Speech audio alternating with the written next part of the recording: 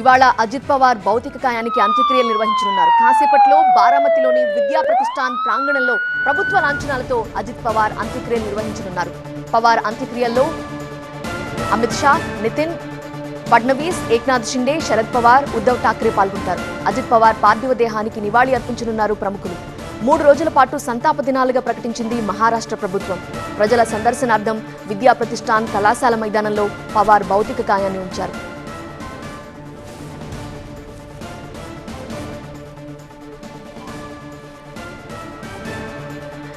నిన్న విమాన ప్రమాదంలో ప్రాణాలు కోల్పోయారు అజిత్ పవార్. మహారాష్ట్ర డిప్యూటీ సీఎం ఆయన.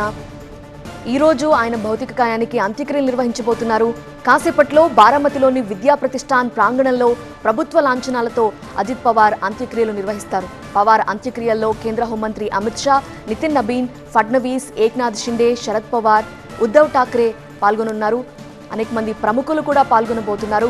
అజిత్ పవార్ పార్థివ దేహానికి నివాళి అర్పిస్తారు. 3 రోజుల పాటు ఇప్పటికే మహారాష్ట్ర ప్రభుత్వం సంతాప దినాలుగా ప్రకటించింది.